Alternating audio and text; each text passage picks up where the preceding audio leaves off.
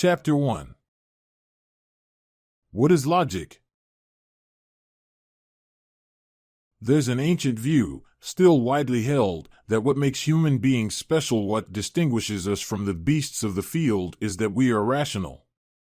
What does rationality consist in? That's a vexed question, but one possible response goes roughly like this. We manifest our rationality by engaging in activities that involve reasoning, making claims, and backing them up with reasons, acting in accord with reasons and beliefs, drawing inferences from available evidence, and so on. This reasoning activity can be done well and it can be done badly. It can be done correctly or incorrectly. Logic is the discipline that aims to distinguish good reasoning from bad. Good reasoning is not necessarily effective reasoning. In fact, as we shall see in a subsequent chapter on logical fallacies, bad reasoning is pervasive and often extremely effective in the sense that people are often persuaded by it. In logic, the standard of goodness is not effectiveness in the sense of persuasiveness, but rather correctness according to logical rules. For example, consider Hitler. He persuaded an entire nation to go along with a variety of proposals that were not only false but downright evil. You won't be surprised to hear that if you examine it critically, his reasoning does not pass logical muster. Hitler's arguments were effective, but not logically correct. Moreover, his persuasive techniques go beyond reasoning in the sense of backing up claims with reasons. Hitler relied on threats, emotional manipulation, unsupported assertions, etc. There are many rhetorical tricks one can use to persuade. In logic, we study the rules and techniques that allow us to distinguish good, correct reasoning from bad, incorrect reasoning. Since there are a variety of different types of reasoning and methods with which to evaluate each of these types, plus various diverging views on what constitutes correct reasoning, there are many approaches to the logical enterprise. We talk of logic, but also of logics. A logic is just a set of rules and techniques for distinguishing good reasoning from bad. A logic must formulate precise standards for evaluating reasoning and develop methods for applying those standards to particular instances. Basic notions. Reasoning involves claims or statements, making them and backing them up with reasons, drawing out their consequences. Propositions are the things we claim, state, assert. Propositions are the kinds of things that can be true or false. They are expressed by declarative sentences. Use such sentences to make all sorts of assertions, from routine matters of fact, the earth revolves around the sun, to grand metaphysical theses, reality is an unchanging, featureless, unified absolute, to claims about morality, it is wrong to eat meat. It is important to distinguish sentences in the declarative mood, which express propositions, from sentences in other moods, which do not. Interrogative sentences, for example, ask questions, is it raining? And imperative sentences issue commands, don't drink kerosene. It makes no sense to ask whether these kinds of sentences express truths or falsehoods, so they do not express propositions. We also distinguish propositions from the sentences that express them, because a single proposition can be expressed by different sentences. It's raining and es regnet both express the proposition that it's raining. One sentence does it in English, the other in German. Also, John loves Mary and Mary is loved by John both express the same proposition. The fundamental unit of reasoning is the argument. In logic, by argument we don't mean a disagreement, a shouting match. Rather, we define the term precisely. Argument is a set of propositions, one of which, the conclusion, is supposed to be supported by the others, the premises. If we're reasoning by making claims and backing them up with reasons, then the claim that's being backed up is the conclusion of an argument. The reasons given to support it are the argument's premises. If we're reasoning by drawing an inference from a set of statements, then the inference we draw is the conclusion of an argument, and the statements from which it's drawn are the premises. We include the parenthetical hedge dash supposed to be in the definition to make room for bad arguments. A bad argument, very roughly speaking, is one where the premises fail to support the conclusion. A good argument's premises actually do support the conclusion. Analysis of arguments. The following passage expresses an argument. You shouldn't eat at McDonald's. Why? First of all, because they pay their workers very low wages. Second, the animals that provide their meat are raised in deplorable conditions. Finally, the food is extremely unhealthy. So does this passage. The universe is vast and complex. And yet does it not also display an astonishing degree of order? The planets orbit the sun according to regular laws, and animals' minutest parts are arranged precisely to serve their purposes. Such order and complexity cannot arise at random. The universe must therefore be the product of a designer of enormous power and intellect, whom we call God. Again, the ultimate purpose of logic is to evaluate arguments to distinguish the good from the bad. To do so requires distinctions, definitions, principles, and techniques that will be outlined in subsequent chapters. For now, we will focus on identifying and reconstructing arguments. The first task is to explicate arguments to state explicitly their premises and conclusions. A perspicuous way to do this is simply to list declarative sentences expressing the relevant propositions, with a line separating the premises from the conclusion. Thus, 1. McDonald's pays their workers very low wages. 2. The animals that provide McDonald's meat are raised in deplorable conditions. 3. McDonald's food is very unhealthy. 4. Therefore you shouldn't eat at McDonald's. This is an explication of the first argumentative passage above. To identify the conclusion of an argument, it is helpful to ask oneself, what is this person trying to convince me to believe by saying these things? What is the ultimate point of this passage? The answer is pretty clear in this case.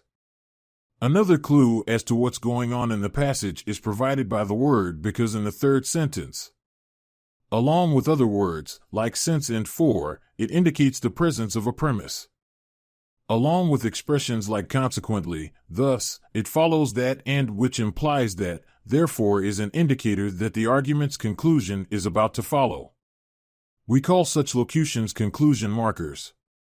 Such a marker is not present in the first argument, but we do see one in the second, which may be explicated thus. 1. The universe is vast and complex.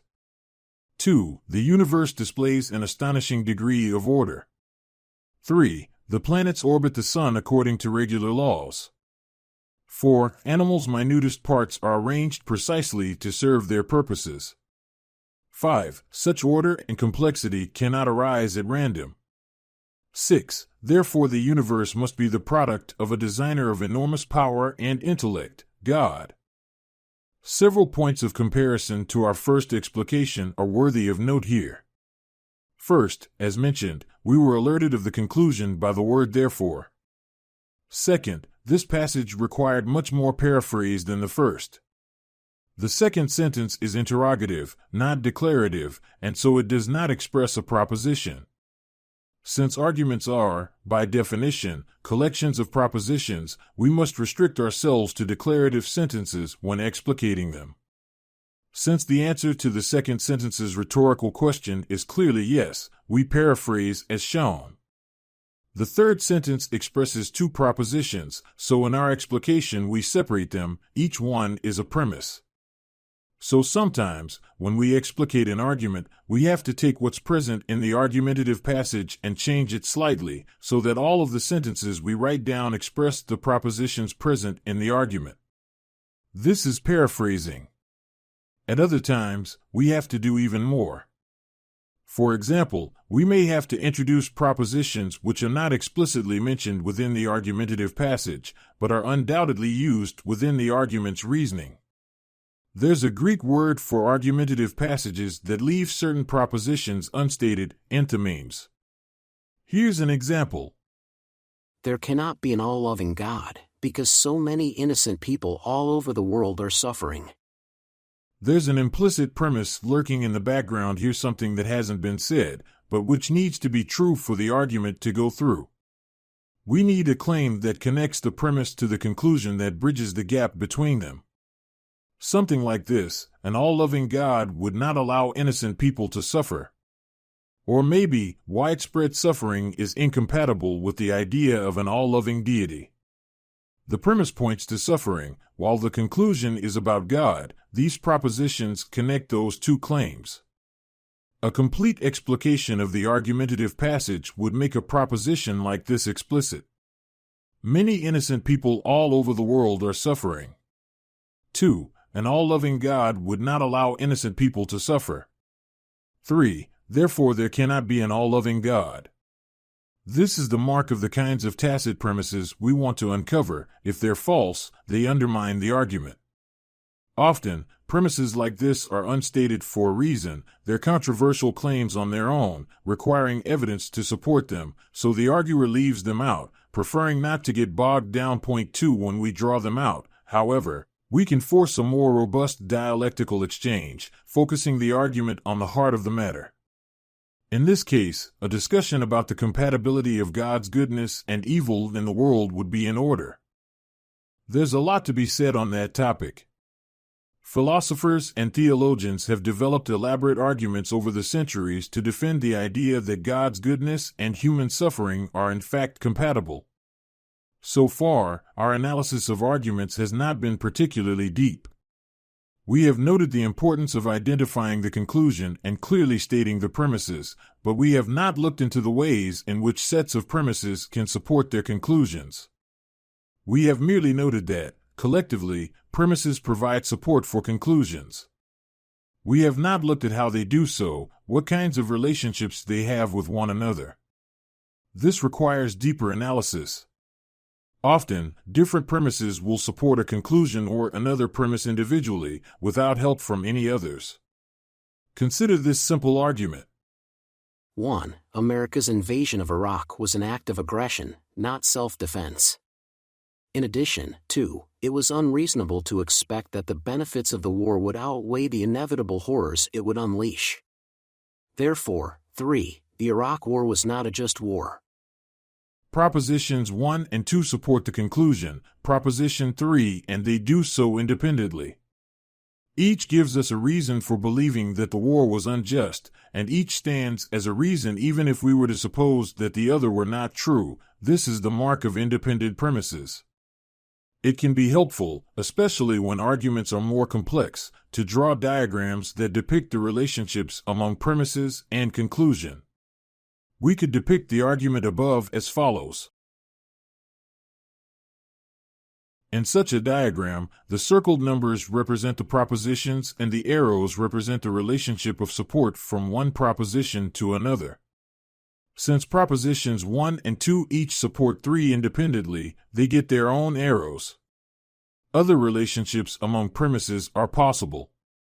Sometimes, premises provide support for conclusions only indirectly, by giving us a reason to believe some other premise, which is intermediate between the two claims. Consider the following argument. 1. Poets are mere imitators whose works obscure the truth, hence, 2. They have a corrupting influence on the souls of citizens. 3. Poets should therefore be banned from the ideal city-state. In this example, Proposition 1 provides support for Proposition 2, the word hence is a clue, while Proposition 2 directly supports the conclusion in 3. We would depict the relationships among these propositions thus. Sometimes premises must work together to provide support for another claim, not because one of them provides reason for believing the other, but because neither provides the support needed on its own. We call such propositions joint premises. Consider the following. 1. If true artificial intelligence is possible, then one must be able to program a computer to be conscious. 2. But it's impossible to program consciousness. Therefore, 3. True artificial intelligence is impossible. In this argument, neither premise 1 nor premise 2 supports the conclusion on its own. Rather, the second premise, as it were, provides a key that unlocks the conclusion from the conditional premise 1. We can indicate such interdependence diagrammatically with brackets, thus. Diagramming arguments in this way can be helpful both in understanding how they work and informing any attempt to critically engage with them. One can see clearly in the first argument that any considerations put forward contrary to one of the independent premises will not completely undermine support for the conclusion, as there is still another premise providing it with some degree of support. In the second argument, though, reasons telling against the second premise would cut off support for the conclusion at its root, and anything contrary to the first premise will leave the second in need of support. And in the third argument, considerations contrary to either of the joint premises will undermine support for the conclusion. Especially when arguments are more complex, such visual aids can help us recognize all of the inferences contained within the argument. Perhaps it will be useful to conclude by considering a slightly more complex argument. Let's consider the nature of numbers. 1. Numbers are either abstract or concrete objects. 2. They cannot be concrete objects because 3. They don't have a location in space, and 4. They don't interact causally with other objects. Therefore, 5. Numbers are abstract objects. The conclusion of this argument is the last proposition, that numbers are abstract objects. Notice that the first premise gives us a choice between this claim and an alternative that they are concrete. The second premise denies that alternative, and so premises 1 and 2 are working together to support the conclusion. Now we need to make room in our diagram for propositions 3 and 4. They are there to give us reasons for believing that numbers are not concrete objects. First, by asserting that numbers aren't located in space like concrete objects are, and second, by asserting that numbers don't interact with other objects like concrete objects do. These are separate, independent reasons for believing they aren't concrete, so we end up with this diagram.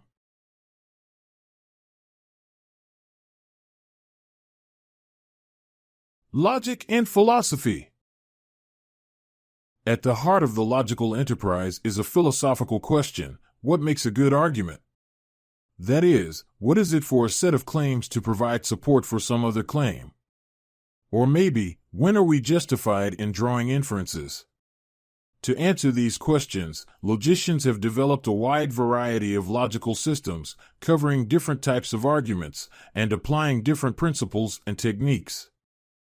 Many of the tools developed in logic can be applied beyond the confines of philosophy. The mathematician proving a theorem, the computer scientist programming a computer, the linguist modeling the structure of language, all these are using logical methods. Because logic has such wide application, and because of the formal/mathematical sophistication of many logical systems, it occupies a unique place in the philosophical curriculum.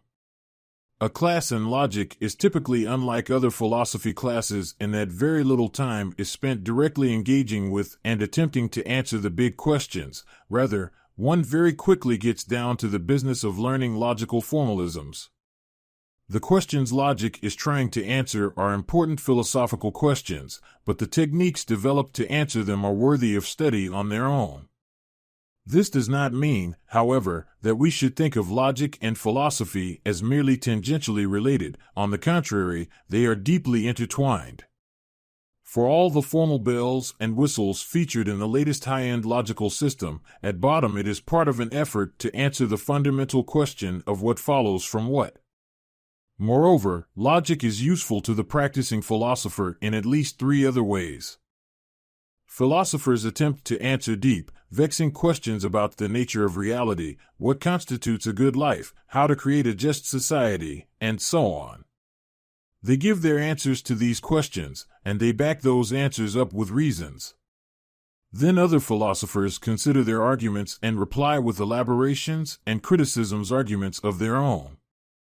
Philosophy is conducted and makes progress by way of exchanging arguments.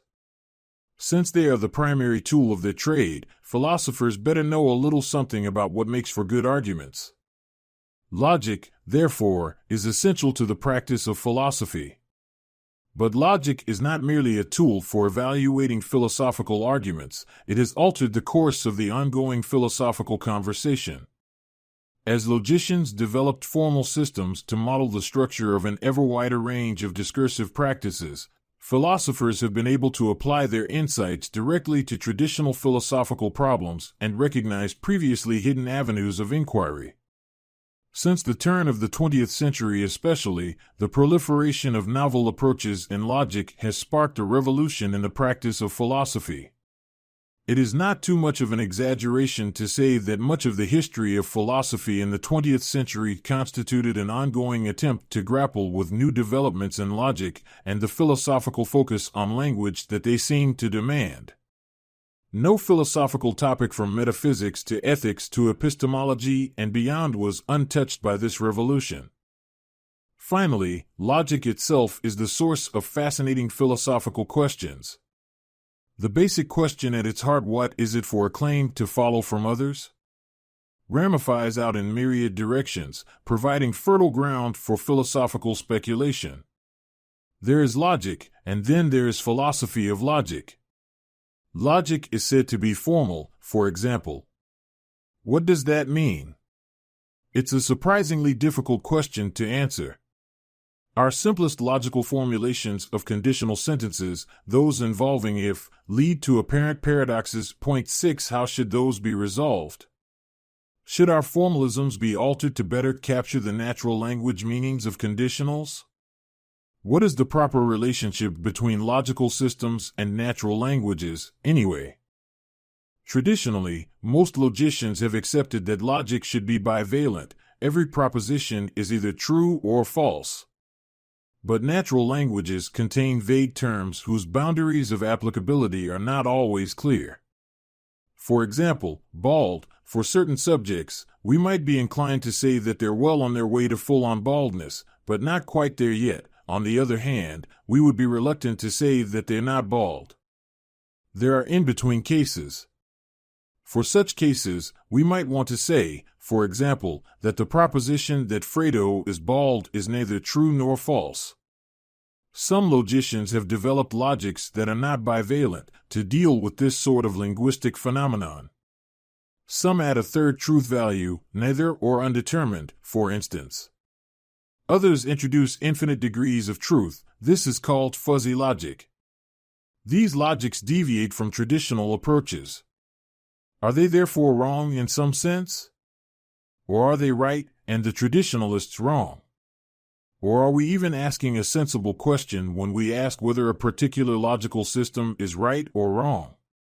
Can we be so-called logical pluralists, accepting a variety of incompatible logics, depending, for example, on whether they're useful?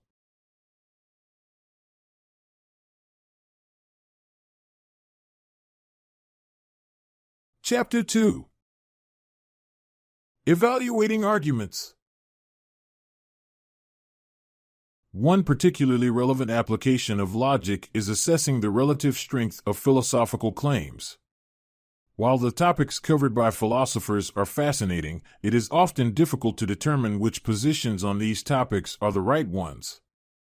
Many students are led to think that philosophy is just a matter of opinion. After all, who could claim to know the final answer to philosophical questions? It's not likely that anyone will ever know the final answer to deep philosophical questions. Yet there are clearly better and worse answers, and philosophy can help us distinguish them. This chapter will give you some tools to begin to distinguish which positions on philosophical topics are well-founded and which are not.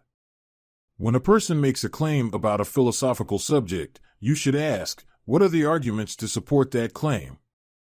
Once you have identified an argument, you can use these tools to assess whether it's a good or bad one, whether the evidence and reasoning really support the claim or not. In broad terms, there are two features of arguments that make them good: 1, the structure of the argument, and 2, the truth of the evidence provided by the argument. Logic deals more directly with the structure of arguments.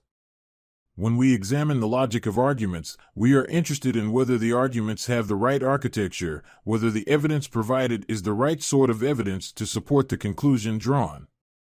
However, once we try to evaluate the truth of the conclusion, we need to know whether the evidence is true. We'll look at both of these considerations in what follows. Inference and implication: why conclusions follow from premises. An argument is a connected series of propositions, some of which are called premises, and at least one of which is a conclusion. The premises provide the reasons or evidence that supports the conclusion. From the point of view of the reader, an argument is meant to persuade the reader that, once the premises are accepted as true, the conclusion follows from them. If the reader accepts the premises, then she ought to accept the conclusion. The act of reasoning that connects the premises to the conclusion is called an inference. A good argument supports a rational inference to the conclusion. A bad argument supports no rational inference to the conclusion. Consider the following example. 1. All human beings are mortal. 2. Socrates is a human being. 3. Therefore Socrates is mortal. This argument asserts that Socrates is mortal. It does so by appealing to the fact that Socrates is a human being, together with the idea that all human beings are mortal. There is clearly a strong connection between the premises and conclusion. Imagine a reader who accepts both premises but denies the conclusion. This person would have to believe that Socrates is a human being and that all human beings are mortal, but still deny that Socrates is mortal. How could such a person maintain that belief? It just doesn't seem rational to believe the premises but deny the conclusion. Now consider the following argument. 1. I saw a black cat today. 2. My knee is aching. 3. Therefore it is going to rain. Suppose that it does, in fact, rain, and the person who advances this argument believes that it is going to rain. Is that person justified in their belief that it will rain? Not based on the argument presented here. In this argument, there is a very weak connection between the premises and the conclusion. So, even if the conclusion turns out to be true, there is no reason why a reader ought to accept the conclusion given these premises. There may be other reasons for thinking it is going to rain that are not provided here, of course. The point is that these premises do not provide the right sort of evidence to justify the conclusion. So far, I have described the connection between premises and conclusion in terms of the psychological demand placed on a reader of the argument.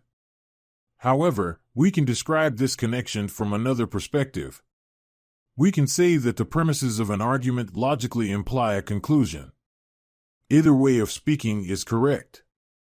What they assert is that good arguments present a strong connection between the truth of the premises and the truth of the conclusion. In the next few sections, we will examine 3 different types of logical connection, each with its own rules for evaluation. Sometimes logical implication is guaranteed, as in the case of deductive arguments. Sometimes the logical connection only ensures the conclusion is probable, as with inductive and abductive arguments. Deductive arguments. Deductive arguments are the most common type of argument in philosophy, and for good reason. Deductive arguments attempt to demonstrate that the conclusion follows necessarily from the premises. As long as the premises of a good deductive argument are true, the conclusion is true as a matter of logic. This means that if I know the premises are true, I know with 100% certainty that the conclusion is also true. This may be hard to believe. After all, how can we be absolutely certain about anything? But notice what I am saying. I am not saying that we know the conclusion is true with 100% certainty. I am saying that we can be 100% certain the conclusion is true, on the condition that the premises are true. If one of the premises is false, then the conclusion is not guaranteed. Here are 2 examples of good deductive arguments. They are both valid and have true premises. A valid argument is an argument whose premises guarantee the truth of the conclusion. That is, if the premises are true, then it is impossible for the conclusion to be false. A valid deductive argument whose premises are all true is called a sound argument. 1. If it rained outside, then the streets will be wet. 2. It rained outside. 3. Therefore the streets are wet. 1. Either the world ended on December 12, 2012, or it continues today. 2. The world did not end on December 12, 2012. 3. Therefore the world continues today. Hopefully, you can see that these arguments present a close connection between the premises and conclusion.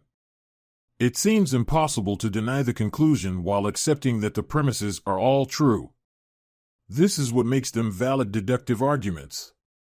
To show what happens when similar arguments employ false premises, consider the following examples. 1. If Russia wins the 2018 FIFA World Cup, then Russia is the reigning FIFA World Champion in 2019. 2. Russia won the 2018 FIFA World Cup. 3. Therefore Russia is the reigning FIFA World Champion in 2019. 1. Either snow is cold or snow is dry. 2. Snow is not cold. 3. Their snow is dry. You may recognize that these arguments have the same structure as the previous two arguments. That is, each expresses the same connection between the premises and conclusion, and they are all deductively valid. However, these latter two arguments have at least one false premise, and this false premise is the reason why these otherwise valid arguments reach a false conclusion. In the case of these arguments, the structure is good, but the evidence is bad. Deductive arguments are either valid or invalid because of the form or structure of the argument. They are sound or unsound based on the form, plus the content. You might become familiar with some of the common forms of arguments. Many of them have names, and once you do, you will be able to tell when a deductive argument is invalid. Now let's look at some invalid deductive arguments. These are arguments that have the wrong structure or form. Perhaps you have heard a playful argument like the following. 1. Grass is green. 2. Money is green. 3. Therefore grass is money. Here is another example of the same argument. 1. All tigers are felines. 2. All lions are felines. 3. Therefore all tigers are lions. These arguments are examples of the fallacy of the undistributed middle term. The name is not important, but you may recognize what is going on here. The two types of objects in each conclusion are each a member of some third type, but they are not members of each other. So, the premises are all true, but the conclusions are false. If you encounter an argument with this structure, you will know that it is invalid. But what do you do if you cannot immediately recognize when an argument is invalid? Philosophers look for counterexamples. A counterexample is a scenario in which the premises of the argument are true while the conclusion is clearly false. This automatically shows that it is possible for the argument's premises to be true and the conclusion false. So, a counterexample demonstrates that the argument is invalid. After all, validity requires that if the premises are all true, the conclusion cannot possibly be false. Consider the following argument, which is an example of a fallacy called affirming the consequent. 1. If it rained outside, then the streets will be wet. 2. The streets are wet. 3. Therefore it rained outside. Can you imagine a scenario where the premises are true, but the conclusion is false? What if a water main broke and flooded the streets? Then the streets would be wet, but it may not have rained. It would still remain true that if it had rained, the streets would be wet, but in this scenario, even if it didn't rain, the streets would still be wet. So, the scenario where a water main breaks demonstrates this argument is invalid. The counterexample method can also be applied to arguments where there is no clear scenario that makes the premises true and the conclusion false, but we will have to apply it a little differently. In these cases, we need to imagine another argument that has exactly the same structure as the argument in question but uses propositions that more easily produce a counterexample. Suppose I made the following argument. 1. Most people who live near the coast know how to swim. 2. Mary lives near the coast. 3. Therefore Mary knows how to swim. I don't know if Mary knows how to swim, but I do know that this argument does not provide sufficient reasons for us to know that Mary knows how to swim. I can demonstrate this by imagining another argument with the same structure as this argument, but the premises of this argument are clearly true while its conclusion is false. 1. Most months in the calendar year have at least 30 days. 2. February is a month in the calendar year. 3. Therefore February has at least 30 days. To review, deductive arguments purport to lead to a conclusion that must be true if all the premises are true. But there are many ways a deductive argument can go wrong. In order to evaluate a deductive argument, we must answer the following questions. A. Are the premises true?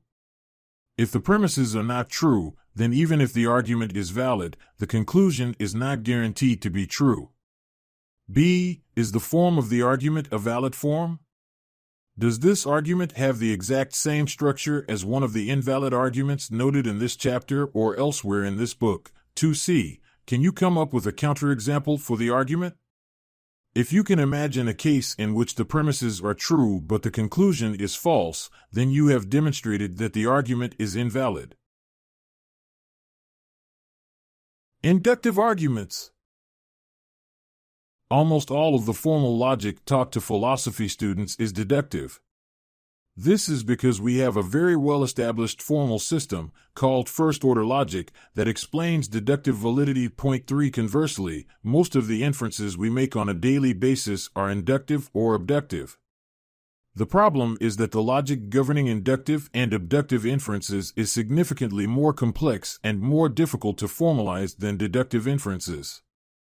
The chief difference between deductive arguments and inductive or abductive arguments is that while the former arguments aim to guarantee the truth of the conclusion, the latter arguments only aim to ensure that the conclusion is more probable.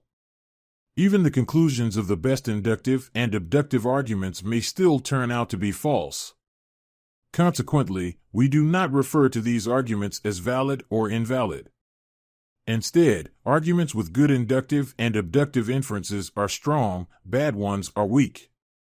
Similarly, strong inductive or abductive arguments with true premises are called cogent. Here's a table to help you remember these distinctions. Inductive inferences typically involve an appeal to past experience in order to infer some further claim directly related to that experience.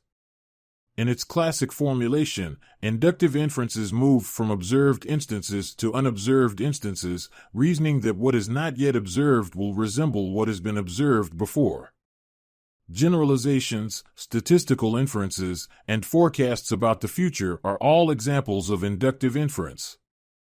A classic example is the following. 1. The sun rose today.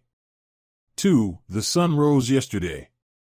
3. The sun has risen every day of human history. 4. Therefore the sun will rise tomorrow. You might wonder why this conclusion is merely probable. Is there anything more certain than the fact that the sun will rise tomorrow? Well, not much. But at some point in the future, the sun, like all other stars, will die out and its light will become so faint that there will be no sunrise on the earth. More radically, imagine an asteroid disrupting the Earth's rotation so that it fails to spin in coordination with our 24-hour clocks. In this case, the sun would also fail to rise tomorrow. Finally, any inference about the future must always contain a degree of uncertainty because we cannot be certain that the future will resemble the past.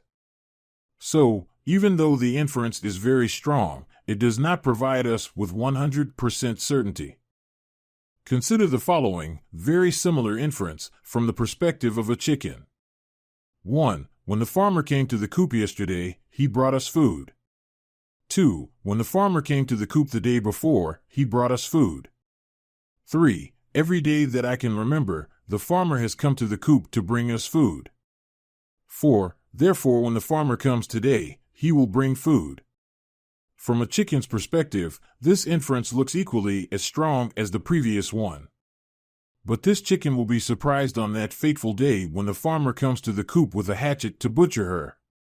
From the chicken's perspective, the inference may appear strong, but from the farmer's perspective, it's fatally flawed.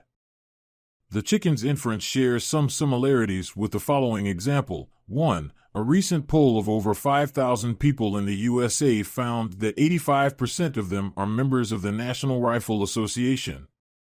2. The poll found that 98% of respondents were strongly or very strongly opposed to any firearms regulation.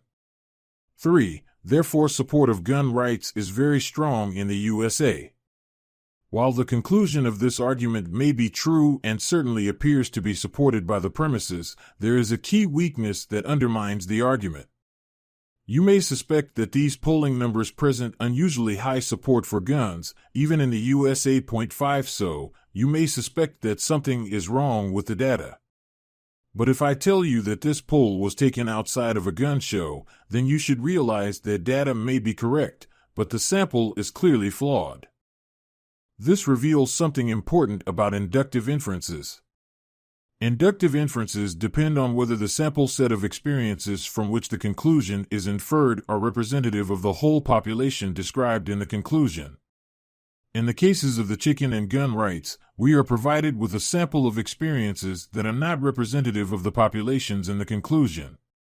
If we want to generalize about chicken farmer behavior, we need to sample the range of behaviors a farmer engages in. One chicken may not have enough data points to make a generalization about farmer behavior. Similarly, if we want to make a claim about the gun control preferences in the USA, we need to have a sample that represents all Americans, not just those who attend gun shows. The sample of experiences in a strong inductive argument must be representative of the conclusion that is drawn from it.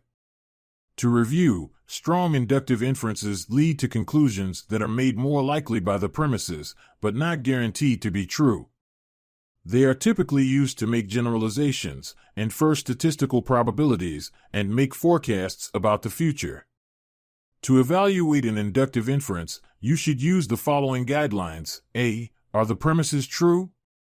Just like deductive arguments, inductive arguments require true premises to infer that the conclusion is likely to be true. B. Are the examples cited in the premises a large enough sample? The larger the sample, the greater the likelihood it is representative of the population as a whole, and thus the more likely inductive inferences made on the basis of it will be strong. Abductive arguments. Abductive arguments produce conclusions that attempt to explain the phenomena found in the premises. From a common-sense point of view, we can think of abductive inferences as reading between the lines, using context clues, or putting two and two together. We typically use these phrases to describe an inference to an explanation that is not explicitly provided. This is why abductive arguments are often called an inference to the best explanation. From a scientific perspective, abduction is a critical part of hypothesis formation. Whereas the classic scientific method teaches that science is deductive and that the purpose of experimentation is to test a hypothesis, by confirming or disconfirming the hypothesis, it is not always clear how scientists arrive at a hypothesis. Abduction provides an explanation for how scientists generate likely hypotheses for experimental testing. Even though Sherlock Holmes is famous for declaring, in the course of his investigations, deduction, my dear Watson, he probably should have said abduction. Consider the following inference. 1. The victim's body has multiple stab wounds on its right side. 2. There was evidence of a struggle between the murderer and the victim. 3. Therefore the murderer was left-handed. You should recognize that the conclusion is not guaranteed by the premises, and so it is not a deductive argument. Additionally, the argument is not inductive because the conclusion isn't simply an extension from past experiences. This argument attempts to provide the best explanation for the evidence in the premises. In a struggle, two people are most likely to be standing face to face. Also, the killer probably attacked with his or her dominant hand. It would be unnatural for a right-handed person to stab with their left hand or to stab a person facing them on that person's right side. So, the fact that the murderer is left-handed provides the most likely explanation for the stab wounds. You use these sorts of inferences regularly. For instance, suppose that when you come home from work, you notice that the door to your apartment is unlocked and various items from the refrigerator are out on the counter. You might infer that your roommate is home. Of course, this explanation is not guaranteed to be true. For instance, you may have forgotten to lock the door and put away your food in your haste to get out the door. Abductive inferences attempt to reason to the most likely conclusion, not one that is guaranteed to be true. What makes an abductive inference strong or weak? Good explanations ought to take account of all the available evidence. If the conclusion leaves some evidence unexplained, then it is probably not a strong argument. Additionally, extraordinary claims require extraordinary evidence. If an explanation requires belief in some entirely novel or supernatural entity, or generally requires us to revise deeply held beliefs, then we ought to demand that the evidence for this explanation is very solid.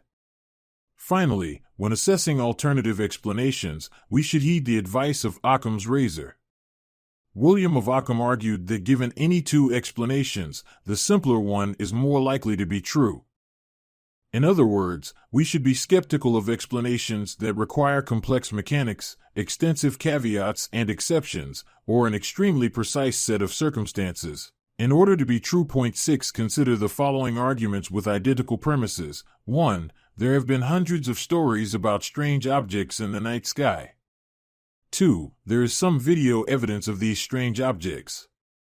3. Some people have recalled encounters with extraterrestrial life forms. 4. There are no peer-reviewed scientific accounts of extraterrestrial life forms visiting Earth. 5. Therefore, there must be a vast conspiracy denying the existence of aliens. 1. There have been hundreds of stories about strange objects in the night sky. 2. There is some video evidence of these strange objects. 3. Some people have recalled encounters with extraterrestrial life forms. 4. There are no peer-reviewed scientific accounts of extraterrestrial life forms visiting Earth. 5. Therefore, the stories, videos, and recollections are probably the result of confusion, confabulation, or exaggeration, or are outright falsifications. Which is the more likely explanation? To review, abductive inferences assert a conclusion that the premises do not guarantee, but which aims to provide the most likely explanation for the phenomena detailed in the premises. To assess the strength of an abductive inference, use the following guidelines. A. Is all the relevant evidence provided? If critical pieces of information are missing, then it may not be possible to know what the right explanation is. B. Does the conclusion explain all of the evidence provided? If the conclusion fails to account for some of the evidence, then it may not be the best explanation. C. Extraordinary claims require extraordinary evidence. If the conclusion asserts something novel, surprising, or contrary to standard explanations, then the evidence should be equally compelling. D. Use Occam's razor. Recognize that the simpler of two explanations is likely the correct one.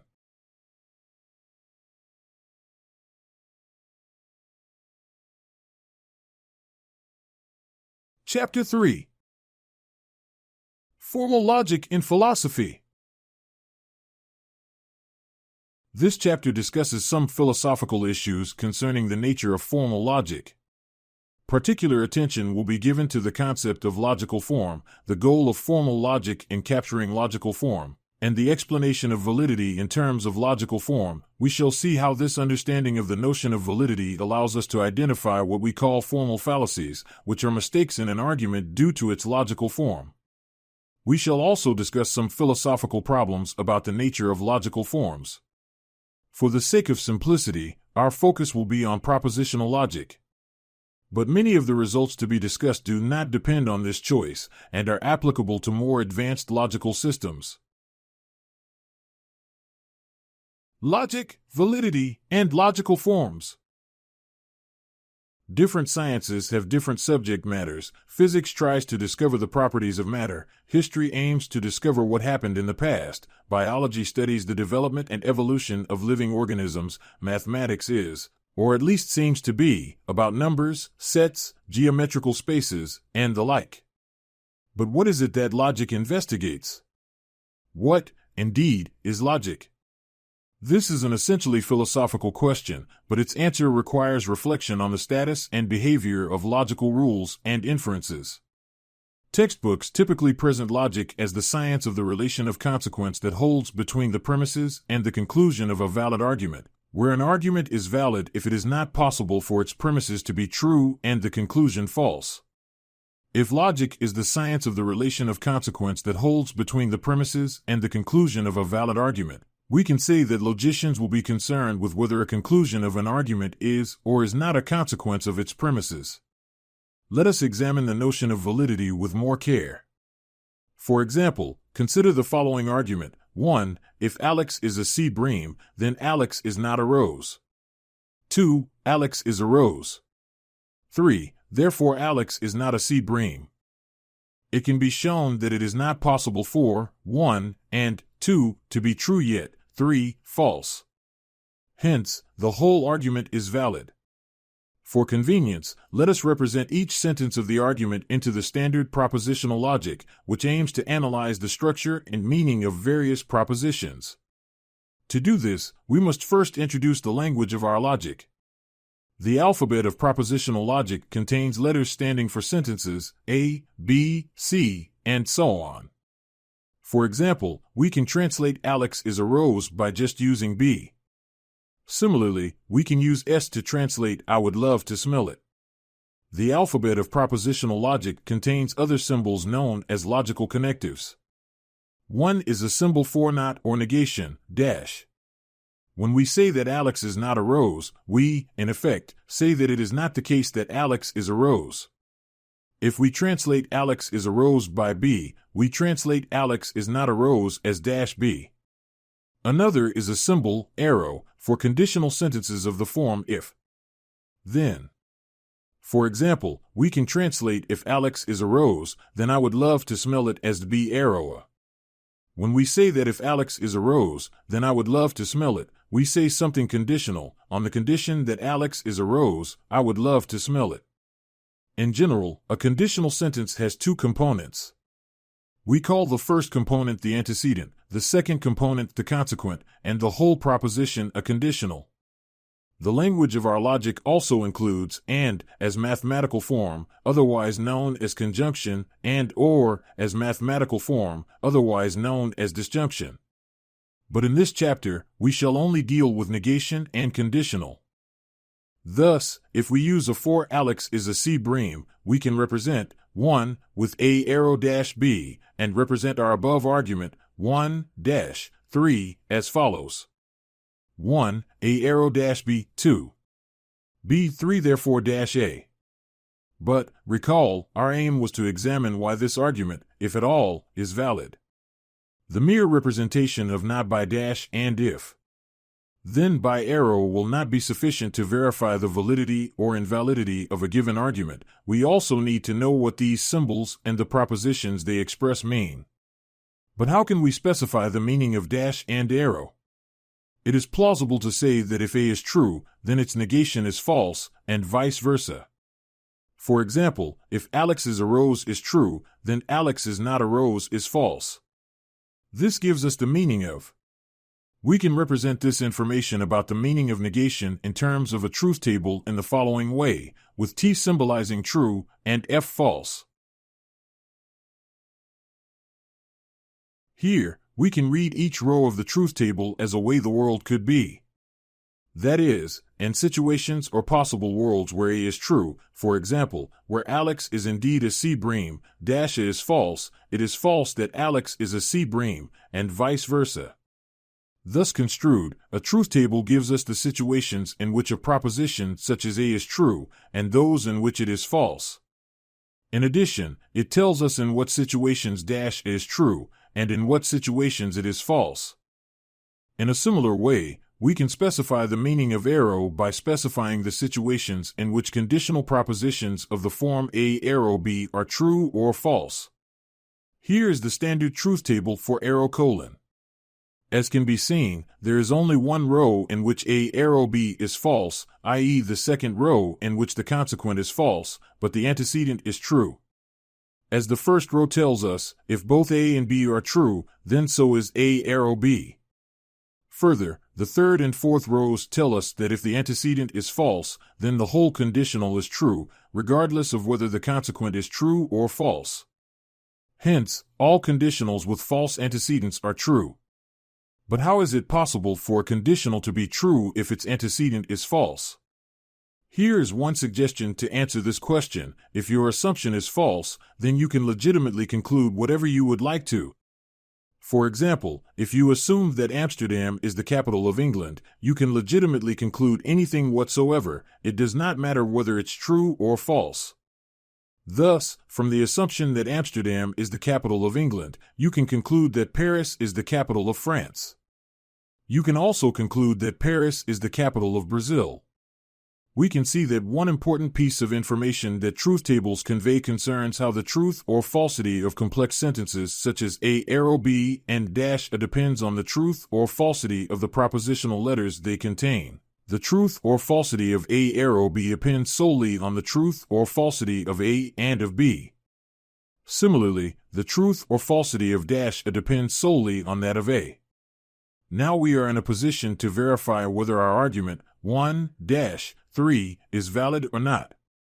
And, as we shall see in a moment, the validity or invalidity of an argument depends on the meaning of the logical connectives, such as arrow and dash, which is specified by the corresponding truth tables.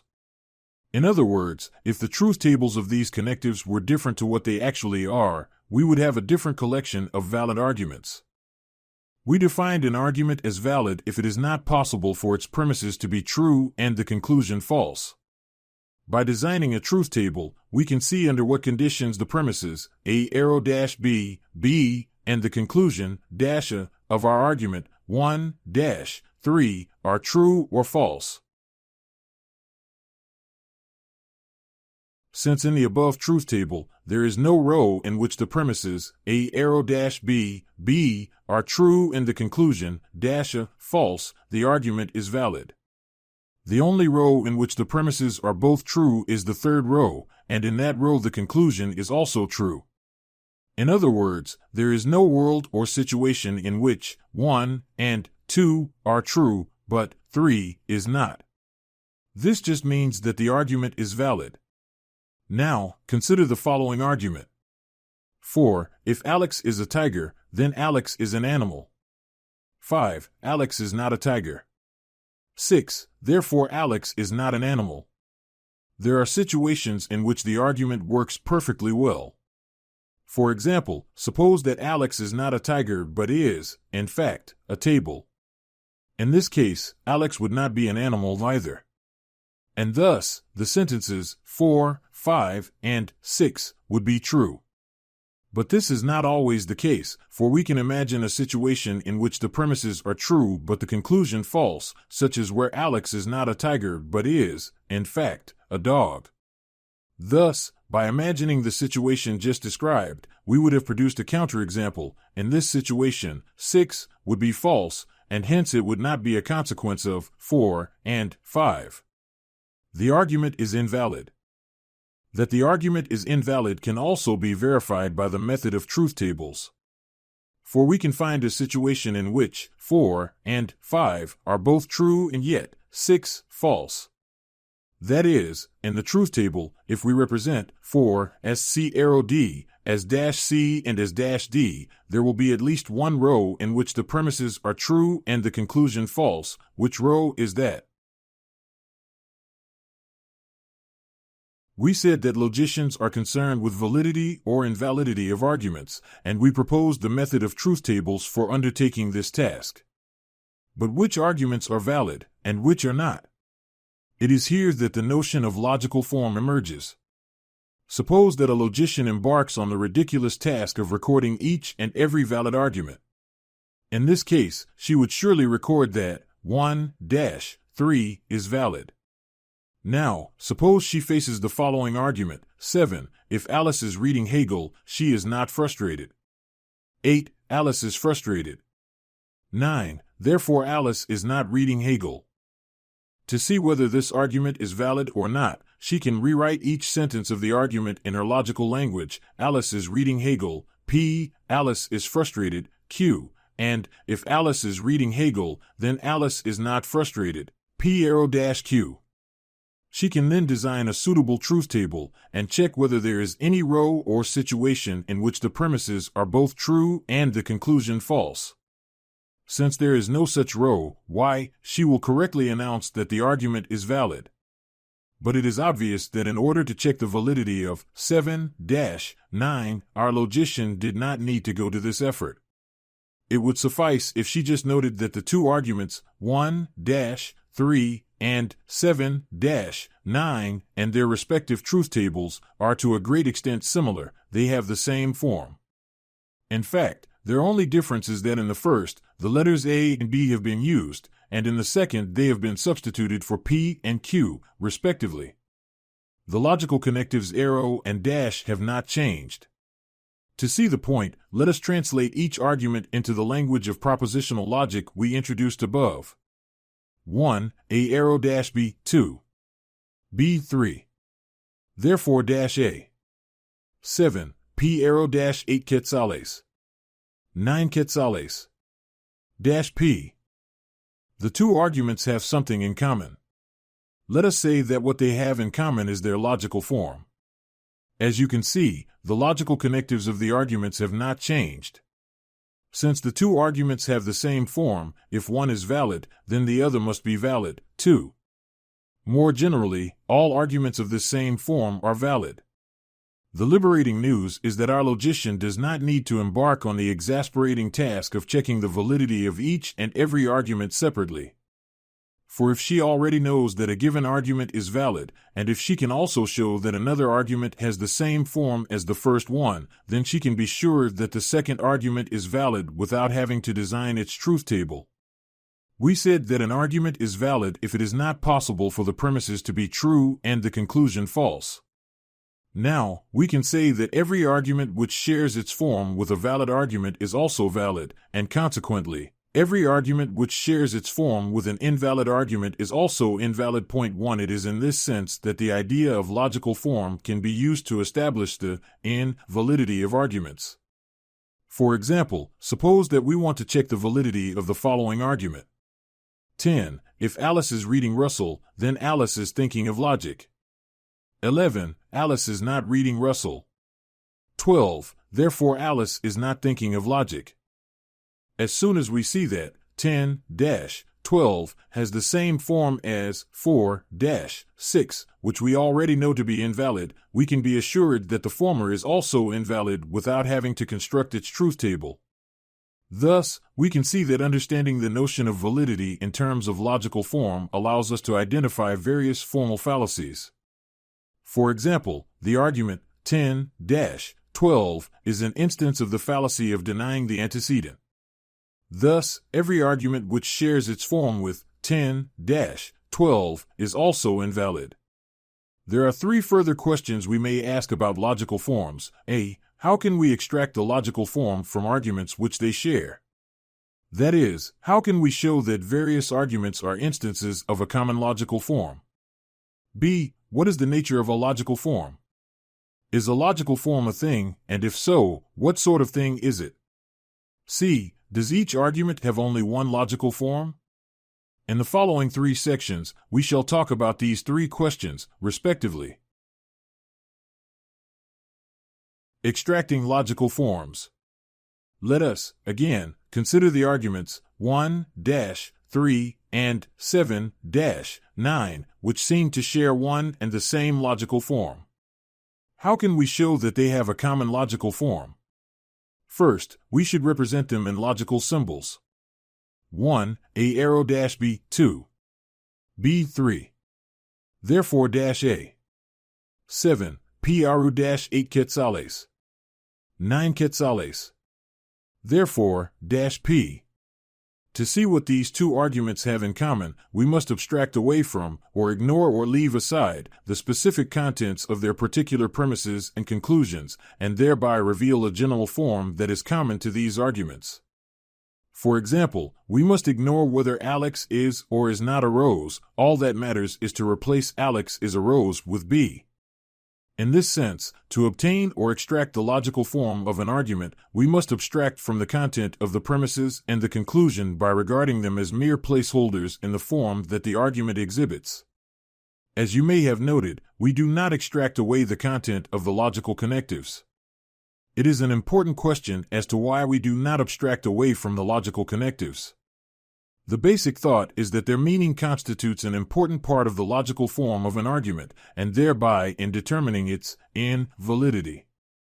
To talk about logical forms, we shall use the lowercase Greek letters such as alpha, beta, gamma, and delta. For example, we can represent the logical form that 1, 3, and 7, 9 share as follows. 1 degree. Alpha arrow dash beta. 2 degrees. Beta. 3 degrees. Dash alpha. An analogy may help here. In mathematics, we think about particular arithmetical propositions such as 1 plus 2 equal to 2 plus 1 and 0 plus 2 equal to 2 plus 0. But when we want to generalize, we use formulas that contain variables and not specific numbers. For example, x plus y equal to y plus x expresses something general about the behavior of the natural numbers. Whatever natural numbers x and y stand for, x plus y equal to y plus x remains true. The same goes with the variables alpha, beta, gamma, and delta, which enable us to talk in a general way about the premises and conclusion of arguments. Whatever meaning alpha and beta are given, that is, whatever propositions they express, 1 degree, 3 degrees, remains valid, and so do all of its instances, such as 1, 3, and 7, 9. As mentioned above, extracting a certain logical form allows us to talk, in a general way, about premises and conclusions of arguments. It does not matter what specific objects and properties what specific subject matter they talk about. And this leads us, again, to our initial concern about the real subject matter of logic. Form can thus be studied independently of subject matter, and it is mainly in virtue of their form, as it turns out, rather than their subject matter that arguments are valid or invalid. Hence it is the forms of argument, rather than actual arguments themselves, that logic investigates. Lemon 1971, 4. According to this conception of logic, logicians are in a position to evaluate the validity of an argument, even if they do not strictly understand the content of the claims within the argument, nor under what conditions they would be true. Whether or not the claims within arguments are true, therefore, is not a matter for logic. Instead, what logic does is to explore the logical forms of arguments, and thereby establish their validity. The nature of logical forms. In this and the next section, we will look into more philosophical matters. In this section, we shall discuss our second question: what is the nature of a logical form? The question about the nature of logical form is reminiscent of the ancient question about the nature of universals.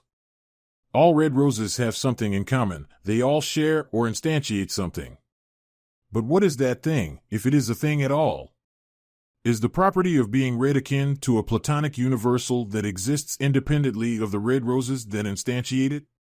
Or is it like an Aristotelian universal whose existence depends on the existence of the particular roses? Perhaps it does not have any existence at all, it is nothing more than a name or a label that we use to talk about red roses. We can ask exactly the parallel questions about logical forms. What is it that all valid arguments of the same form share or instantiate?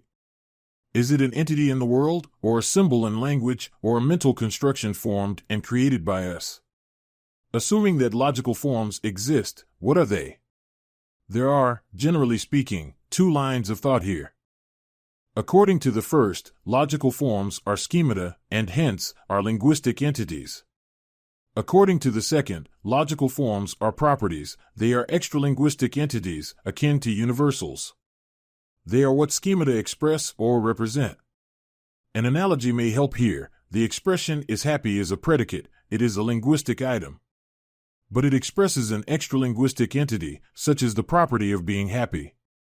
Identifying logical forms with schemata appears to be quite intuitive. But it leads to a fallacy. As Timothy Smiley points out, the fallacy lies in treating the medium as the message, Smiley 1982-3. Consider the logical form of 1-3 1 degree. Alpha arrow dash betha. 2 degrees. Betha. 3 degrees. Therefore dash alpha. You may like, with equal right, to identify the logical form of 1-3 with 4 degrees. Gamma arrow dash eta. 5 degrees. Eta. 6 degrees. Therefore dash eta. And yet another logician may prefer to capture its logical form with a distinct set of variables. 7 degrees. High arrow dash delta. 8 degrees. Delta. 9 degrees. Therefore dash high. Which of these are the logical form of 1-3? There are many different ways to capture its logical form. Which one of them has the right to be qualified as the logical form of 1-3? This question is pressing if logical forms are taken to be schemata, and hence to be linguistic entities. If a logical form is just a string of symbols, then it varies by using a distinct set of variables. There will be no non-arbitrary way to choose one as opposed to any other as the logical form of a given argument. In other words, there will be nothing to choose between these linguistically distinct entities and, hence, none of them could be identified with the logical form of the original argument. This may encourage us to identify logical forms as language-independent or language-invariant entities. On this view, logical forms are identified not with schemata, but with what schemata express or represent. They are worldly, rather than linguistic, entities. This view does not succumb to the above problem. Since, on this view, logical forms are worldly entities, none of the above candidates, i.e., 1 degree, 3 degrees, 4 degrees, 6 degrees, and 7 degrees, 9 degrees, is the logical form of 1-3. Rather, each of them expresses or represents its logical form. One logical form or many? It seems then that we will be in a better position if we assume that logical forms are worldly entities. But this does not leave us completely home and dry either. So far, we have assumed that logical forms are unique entities. That is, we assume that arguments such as 1-3 and 7-9 have one and the same logical form. But is that the case? In general, objects can take many forms. For example, a particular sonnet can be both Petrarchan and Miltonic, and a vase can be both a cuboid and a cube also. It seems that a single sentence can take many, at least, more than one, forms. Consider dash of P arrow dash Q. What is its logical form? It seems that each of the following options works perfectly well as an answer to our question. It is a negation, it is a negation of a conditional, and it is a negation of a conditional whose consequent is a negation. Now, suppose that each of these logical forms is a logical form of a given argument. In virtue of what is each of them a logical form of one and the same argument? That is, what explains the fact that different logical forms are forms of one and the same argument? What unifies them in this respect? One answer is to say that all of these forms have a common logical form. But then you can ask the same question about this common logical form, since this very form has further different forms. In virtue of what are these logical forms forms of one and the same form? And this process can go endlessly. You have a logical form which itself has other logical forms, and so on. But this is not compatible with the thesis that logical forms are unique entities.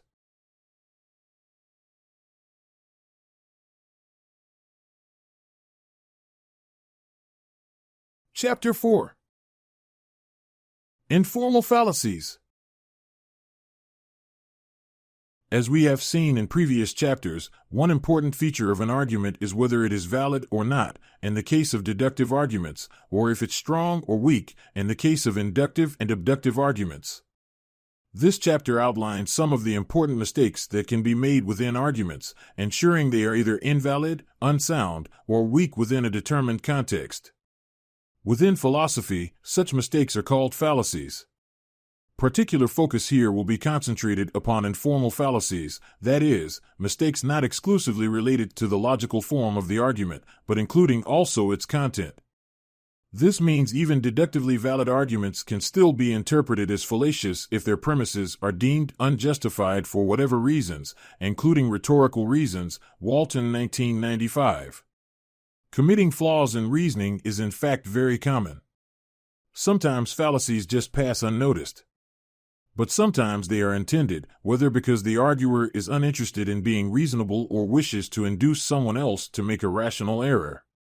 The importance of studying fallacies then appears. Without being able to identify flaws in reasonings, we would accept or refuse to accept any conclusions without good reasons to do so, and would have to base our beliefs purely on the trust of others. A common practice, of course, but is it reliable? More than just identifying flaws, the primary purpose of studying fallacies is to avoid falling foul of them.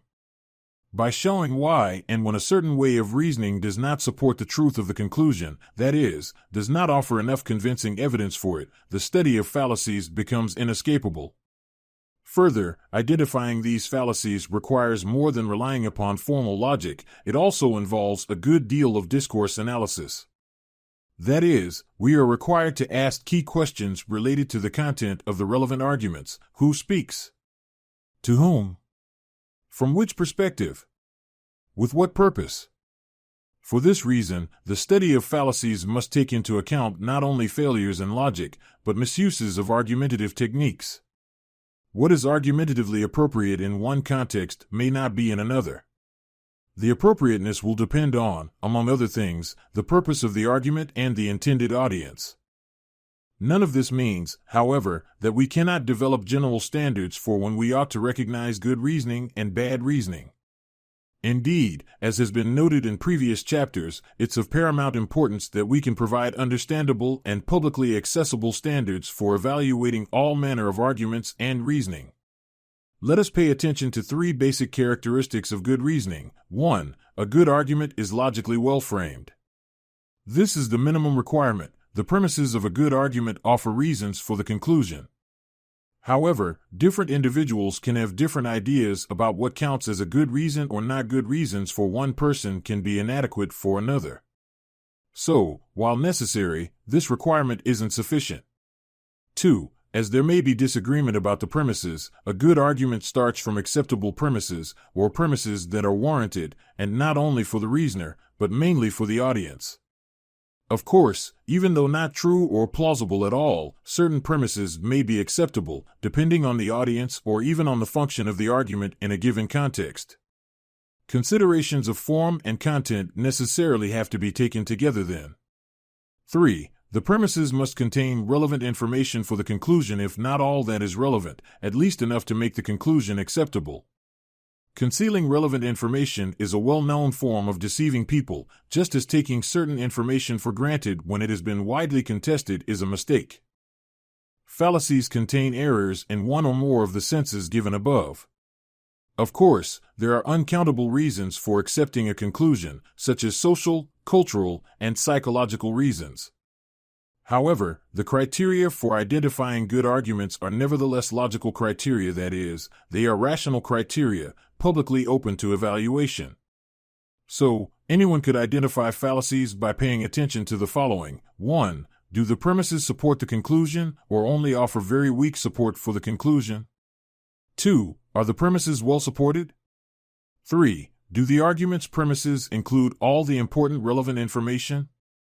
To avoid being fallacious, an argument must be able to answer all of these questions in the positive. Bearing this in mind, we do not need to attempt to provide an exhaustive list of each and every possible fallacy. All we must do is learn how to identify when and how those criteria are not met, so we can understand when and how arguments fail to be good. So, let us examine a taxonomy of fallacies, that is, how they are classified, and then a list of some common fallacies. Taxonomy of fallacies. Our taxonomy of fallacies aims to categorize fallacies into distinct groups, highlighting the distinctive problems that members of each group possess. Our most general division is the above-mentioned distinction between formal and informal fallacies. As mistakes in the form of deductive arguments have already been covered in Chapter 3, in this chapter we focus on mistakes of the second kind, informal fallacies. Informal fallacies are so called because their errors lie not in their logical form. Instead, to appreciate what is wrong with them, we must look at the argument's content, and thus we must examine if the reasoning within the argument meets our other criteria presented above: relevant information and acceptable premises. Such informal fallacies are normally divided into the following three general categories: Kahane and Tidman 2002, 349-1. Relevance fallacies. Fallacies of this kind do not present relevant information or present irrelevant information for the conclusion. 2. Ambiguity fallacies. Such fallacies employ unclear or equivocal terms or propositions so that it becomes impossible to grasp a precise sense of what is being argued for. One may be led to think there may even be no sense at all due to the indeterminacy of meaning. 3. Fallacies of presumption. In such flawed reasoning, the conclusion rests upon certain assumptions not explicitly stated in the premises. Such assumptions are false, or at least uncertain, implausible, or unjustified, so that the premises do not strictly support the conclusion. Explicating the lurking assumption usually suffices to demonstrate the argument's insufficiency, either due to a lack of relevant information or unacceptable premises. Common informal fallacies. The following list is not exhaustive and presents only some of the more common fallacies for the sake of illustration. They are intentionally not classified according to the classification above. This is a task for you to accomplish after reading this chapter. As an exercise, there is another one at the end of the chapter, and few questions you should answer here and there. Tradition dictates the names are presented in Latin, some of which are more famous than the vernacular. Argument directed to the person, argumentum ad hominem. This fallacy consists in attacking the person instead of treating the argument that the person is proposing. Consequently, the character or the personal circumstances of the speaker is raised to invalidate his or her arguments, rather than any fault identified with the argument itself. This is a very common fallacy, of which there are various forms. It will be useful to highlight two of them. A. Offensive ad hominem. This form of ad hominem consists in calling into question the moral character of the speaker, thus attempting to dismiss the trustworthiness of the person rather than showing the actual mistakes in their arguments. The offensive ad hominem dismisses a certain opinion on the grounds that those who sustain it are to be dismissed, whatever the independent qualities of the opinion. B. Circumstantial ad hominem. The personal circumstances of one who makes or rejects a claim are irrelevant to the truth of what is claimed. This fallacy ignores this important fact by attempting to undermine someone's argument on the basis of their background or current circumstances. For example, one might try to argue that we ought not listen to another's argument as they will benefit from the conclusion's truth. Such an appeal would obviously be unjustified. The straw man fallacy. This is a very common fallacy. According to the principle of charity in argumentation analysis, the strongest interpretation of an argument should always be preferred. The straw man fallacy is the direct refusal to adhere to this principle and consists in reducing an argument to some weaker version of it simply in order to strike it down. The original strength of the argument is thereby missed and, reduced to a caricature, can be easily refuted. The fallacy's name comes from the fact that a straw man is easier to beat down than a real man. Some vegan activists claim their opponents often commit this fallacy by stating that if vegans have so much respect for animal life, they should accord the same respect to plant life as well. Vegans may justifiably claim this as a misrepresentation of their own position, and thus does not diminish its legitimacy. The straw man fallacy differs from the ad hominem fallacy in that it does not attempt to undermine the argument by directly attacking the person. Appeal to power or threat of force, argumentum ad baculum. In Latin, baculum means a cudgel, bat, or stick for hitting. An argument with a cudgel is then an appeal to brute force, or a threat of using force instead of reasoning in order to ensure one's conclusion is accepted. The ad baculum is a sort of intimidation, either literally by physical power or any other kind of threat, so someone feels constrained to accept the conclusion independently of its truth. When someone threatens to use force or power or any other kind of intimidation instead of reasoning and arguing, one indeed abandons logic. This can then be taken as the utmost fallacy, the most radical way of trying to impose a conclusion without reasoning in favor of it. Think, for instance, of when someone raises their voice as a form of intimidation to force the acceptance of a conclusion without giving reasons. A historical example of this fallacy comes from the El Salvador guerrillas' use of a slogan in the 1980s, in order to prevent people from voting, vote in the morning, die in the afternoon, man warring in Prisk 1988, 186. The threat, of course, need not be overtly stated. In cinema, one of the most famous lines of Don Corleone, the mafia character played by Marlon Brando in Francis F. Coppola's The Godfather, 1972, is, "I'm gonna make him an offer he cannot refuse." One has to watch the movie to see why this is an ad baculum. Begging the question, petitio principii. This fallacy arises when the argument's premises assume the truth of the very conclusion they are supposed to be providing evidence for, so that in order to accept the premises one has first to accept the conclusion. As in such cases the conclusion acts as a support for itself, the Latin-named petition of the principles is thereby explained. Such arguments are fallacious because they are useless in establishing the truth of the conclusion, even if ultimately the argument's premises are true and the argument is definitely valid. Why then is this type of argument fallacious? Well, we desire independent evidence for our conclusions. After all, if we already knew the conclusion was true, we wouldn't require an argument to prove it. Arguments that beg the question, however, provide no such independent evidence. Would you justify your statements just by rephrasing them? Arguments that beg the question, then, are troublesome because they pretend to be providing independent evidence for the conclusion when in reality they are simply restating the conclusion, or assuming its truth, within the premises. For instance, when someone argues men are better than women in logical reasoning because men are more rational than women, this is to beg the question. Now, if being logical just means being rational, then what has been said is just that men are more logical because they are more logical. Thus the argument simply assumes the very point it is attempting to demonstrate. Appeal to popular opinion, argumentum ad populum. The Latin means more precisely appeal to the populace. This fallacy consists in the mistake of assuming an idea is true just because it's popular. Such arguments are fallacious because collective enthusiasm or popular sentiment are not good reasons to support a conclusion.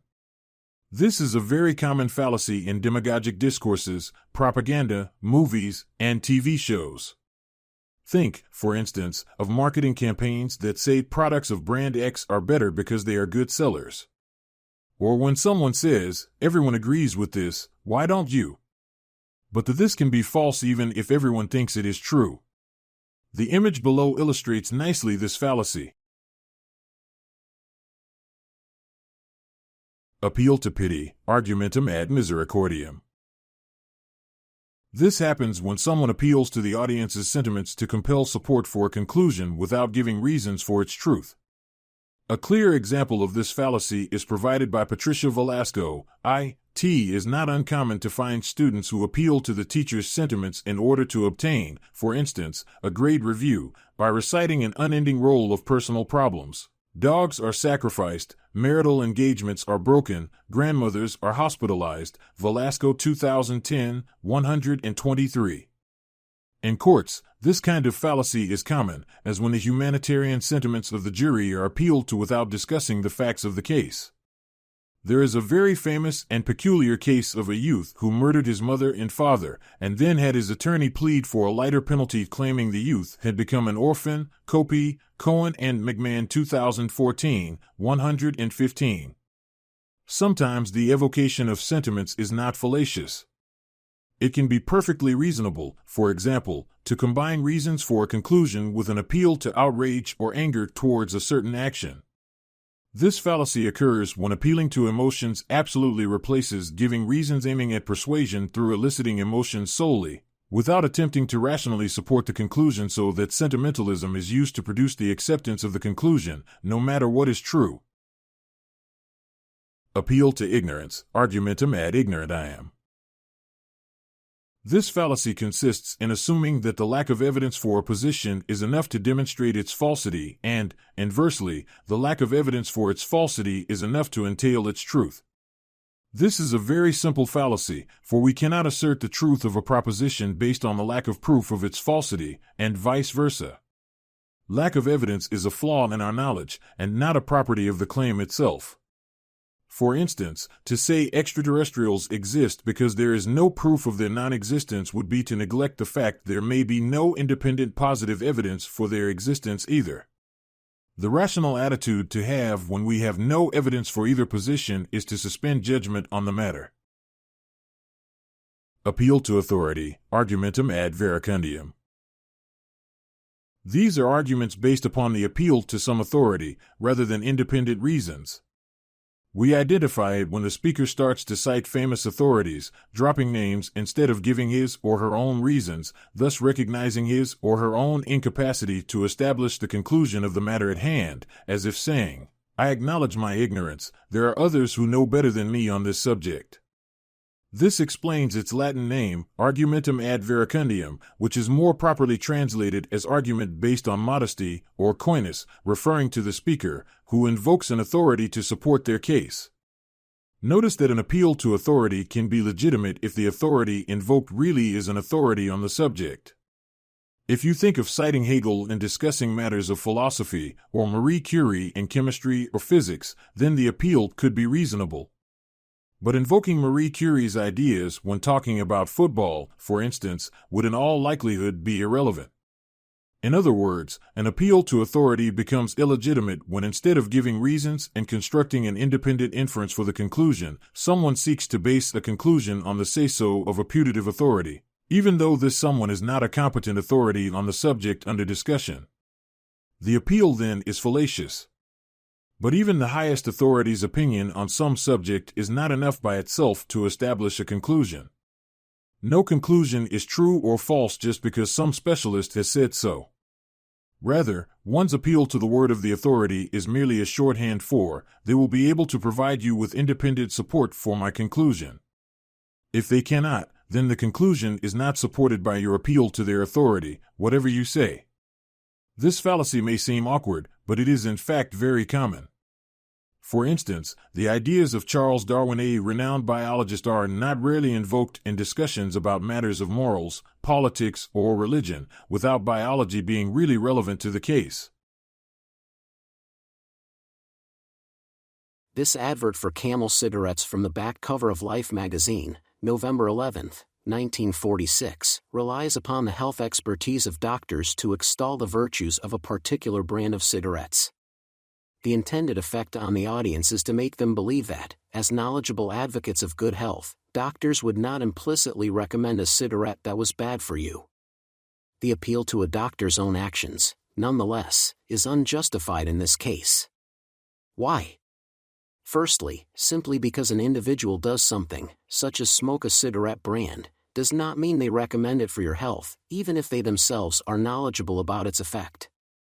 People engage in many unhealthy and irrational activities in their private lives. Further, the advert relies on the presumption that the doctors themselves were informed on the health impacts of cigarettes. Remember, an appeal to authority figures is only justified if those authorities actually are much more informed on the relevant matter. For the history behind this, and similar adverts, see the More Doctors Smoke Camels advertising campaign information from the University of Alabama. Hasty generalization.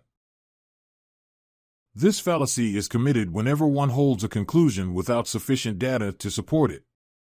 In other words, the information used as a basis for the conclusion may well be true, but nonetheless unrepresentative of the majority. Some widely known generalizations are unjustified for just this reason, such as all Brazilians are football lovers, atheists are immoral people, and the ends justify the means. Such generalizations are based on an insufficient set of cases, and cannot be justified with only a few confirming instances. Our beliefs about the world are commonly based on such generalizations. In fact, it is a hard task not to do so. But that does not mean we should accept such generalizations without examination, and before seeking enough evidence to support them. Equivocation. This is one of the most common fallacies. Whenever a term or expression appears with different meanings in the premises and in the conclusion, the fallacy of equivocation occurs. In these cases, the speaker relies upon the ambiguity of elements of language and shifts their meaning throughout the argument, forcing the audience to accept more than is entailed by the argument when any one fixed meaning is given to the relevant terms. A classical example is 1. The end of a thing is its perfection. 2. Death is the end of life. 3. Therefore death is the perfection of life. Here, end can mean goal or termination, so the conclusion could be that the goal of life is perfection, or that life is perfected only when it is terminated. Apart from metaphysical considerations, the argument is only apparently valid, since the change in meaning and context make at least one of the premises or conclusion false, or implausible.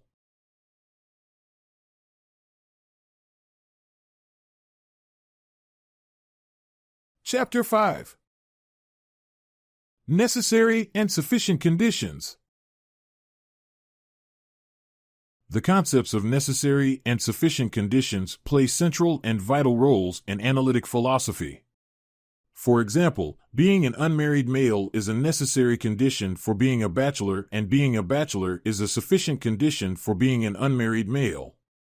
That these concepts are vital to philosophy is beyond question. And it is primarily because the orthodox account of the methodology of analytic philosophy involves the contention that philosophy aims to yield accurate specifications of sets of necessary and sufficient conditions, such as the claim that all bachelors are unmarried men. It is, then, obviously and deeply important to philosophy that we have an adequate logical grasp of these concepts. In terms of both propositional and first-order logic, the concepts of necessary and sufficient conditions are intimately related to the concept of the conditional, i.e., a statement of the form if P, then Q, as the following canonical account makes clear. Whereas P, Q means P is a sufficient condition for Q, and in Q, P means Q is a necessary condition for P, P arrow Q means if P, then Q, and P equivalent Q means P and Q are logically equivalent. The following two definitions are supposed to represent these two important ideas. D1. S, P, Q, equivalent, P arrow Q. D2. N, Q, P, equivalent, P arrow Q.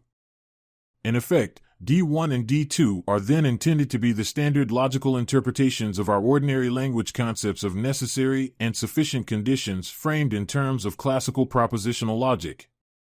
They are based on the idea that necessary and sufficient conditions can be exhaustively defined in terms of the conditional understood as material implication and represented by the arrow of classical propositional logic, with the following familiar truth conditions.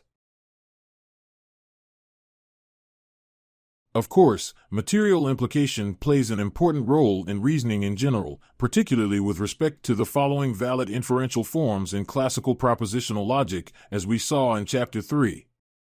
Affirming the antecedent, modus ponens.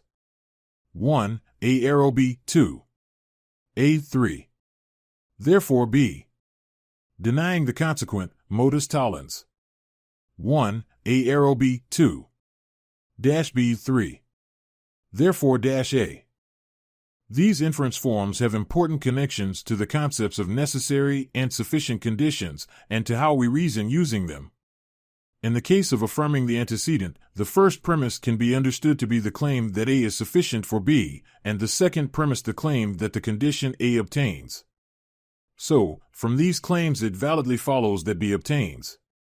In the case of denying the consequent, the first premise can be read as the claim that B is a necessary condition for A, and the second premise as the claim that B does not obtain. From these premises it validly follows that A does not obtain.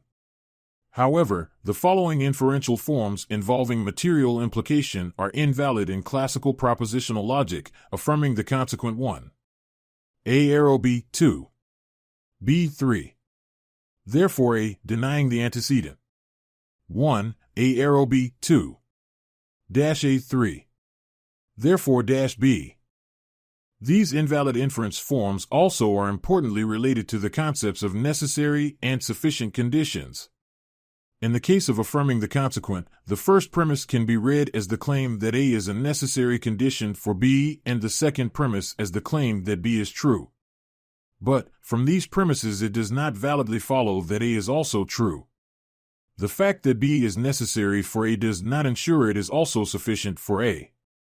In the case of denying the antecedent, the first premise can be read as the claim that A is a sufficient condition for B, and the second premise as the claim that A is not true.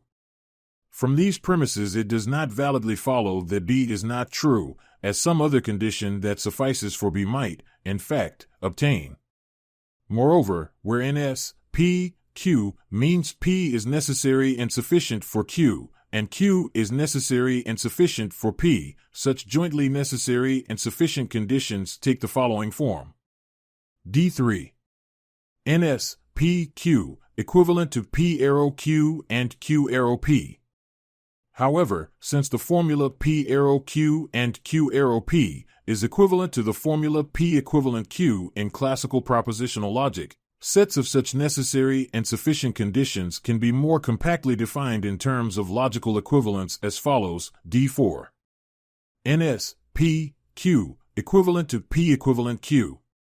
This concept is just the idea that the truth values of P and Q are always the same, and the notion of logical equivalence has the following truth conditions. For example, it turns out that being a bachelor and being an unmarried male are jointly necessary and sufficient conditions for one another.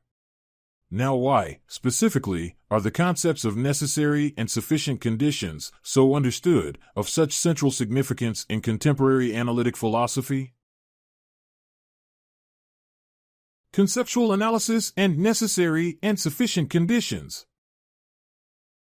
The central account of the methods of contemporary analytic philosophy is predicated on the claim that philosophical methodology is intuition-driven conceptual analysis that aims to determine true sets of necessary and sufficient conditions. In fact, according to a significant number of philosophers, such conceptual analysis is the only method of philosophy. For the purposes at hand, this account of the methods of philosophy will be referred to as the Standard Philosophical Method, SPM. Conceptual analyses take the form of specifications of the content of a pre-theoretical concept, the analysans, through the articulation of a set of necessary and sufficient conditions, the analysandum or analysanda. And here we find the locus of the connection between the concepts of necessary and sufficient conditions and philosophical methodology. This methodological account of philosophy can be more completely characterized as follows. 1. Conceptual analyses take the form of proposed definitions, i.e. sets of necessary and sufficient conditions, of analysanda. 2. The adequacy of any analysandum can be tested against concrete and/or imagined cases.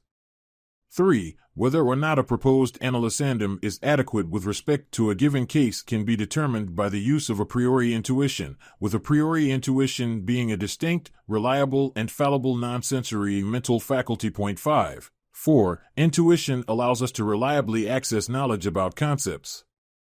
5. The method of reflective equilibrium is the particular method by which intuitions can be used to confirm/disconfirm analysanda. 6. According to the defenders of SPM, this is essentially the orthodox methodology of analytic philosophy. and it has been assumed to be adequate for the solution of philosophical problems by a significant number of both practicing and prominent philosophers throughout the recent history of philosophy. For example, this is the contention made by Colin McGinn in a recent book. McGinn is not in the least bit tentative in his blanket defense of SPM as the one and only method of philosophy. With this aim in mind, early in his 2012 book he makes the following extended declaration about philosophy. It is not a species of empirical inquiry, and it is not methodologically comparable to the natural sciences, though it is comparable to the formal sciences. It seeks the discovery of essences. It operates from the armchair, that is, by unaided, usually solitary, contemplation. Its only experiments are thought experiments, and its data are possibilities, or intuitions about possibilities. Thus philosophy seeks a priori knowledge of objective being of non-linguistic and non-conceptual reality. We are investigating being as such, but we do so using only a priori methods. McGinn 2012, 4. As should be immediately apparent, this is a clear, straightforward, and ringing endorsement of SPM as it has been understood here. To buttress this contention we need only take note of his other claims that the proper method for uncovering the essence of things is precisely conceptual analysis, McGinn 2012, 4, and that philosophy, correctly conceived, simply is conceptual analysis, McGinn 2012, 11. In effect, he believes then that we arrive at such analyses by considering possible cases and asking ourselves whether the concept applies or not in those cases, that is by consulting our intuitions about such cases, McGinn 2012, 5. What is also important for the purposes at hand is his acknowledgement that this account of philosophical methodology was really the standard conception for most of the history of the subject, in one form or another, McGinn 2012, 7. So, not only does McGinn endorse SPM as the sole methodology of contemporary philosophy, but he also claims that it is the enduring methodology of philosophical inquiry throughout its history. One important clarification regarding McGinn's version of SPM concerns the nature of the object of analysis, the analysans, and, more importantly, the nature of the analysandum itself as they are typically understood, i.e. as definitions of a particular sort framed as sets of necessary and sufficient conditions. Carl Hempel usefully makes a crucial distinction in this regard, which we can use to illuminate the standard view of such definitions. The word definition has come to be used in several different senses. A real definition is conceived of as a statement of the essential characteristics of some entity, as when man is defined as a rational animal or a chair as a separate movable seat for one person. A nominal definition, on the other hand, is a convention which merely introduces an alternative and usually abbreviated notation for a given linguistic expression, in the manner of a stipulation. Hempel 1952, 2. Moreover, he tells us further that some real definitions are to be understood as meaning analyses, or as analytic definitions, of the term in question. The validation of such claims requires only that we know the meanings of the constituent expressions, and no empirical investigation is necessary to determine the correctness of the analysandum, Hempel 1952, 8. This is, of course, precisely what McGinn has in mind with respect to conceptual analysis.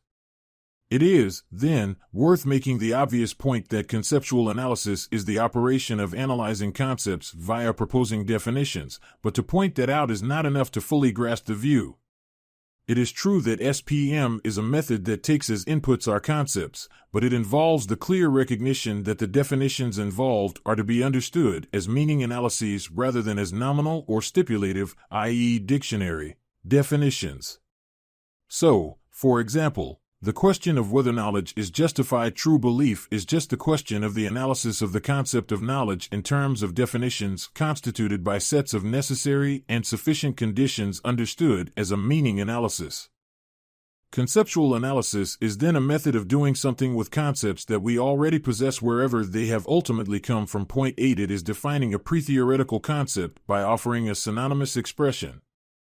It then appears to be the case that the defenders of SPM must believe that concepts have the form of sets of necessary and sufficient conditions, that such analyses are meaning analyses, and that analyses of our pre-analytic concepts are informative. Typical analysanda are thus kinds of decompositions of pre-analytic concepts. They are conceptual truths with the form of analytic definitions. So, for McGinn and other like-minded thinkers, analysanda have a very simple logical form, and we can see this via the example of the analysis of the concept of knowledge. Where kx is x is knowledge, jx is x is justified, tx is x is true, and bx is x is believed, the standard analysis of knowledge looks like this. X is kx equivalent x is jx and x is tx and x is bx. This analysis is supposed to tell us the true nature, or essence, of the concept of knowledge in terms of a finite set of defining essential features, with the logical form of a set of jointly necessary and sufficient conditions. So, providing such an analysis involves decomposing the analysans into a list of features, thus exposing in some important sense the content of the concept. A problem with the orthodox view and SPM. Many recent critics have attacked SPM in terms of 2-5 by challenging the reliability of the faculty of intuition. This is the main line of criticism against SPM offered by many defenders of what is called experimental philosophy, and it is an interesting criticism of orthodox philosophy indeed.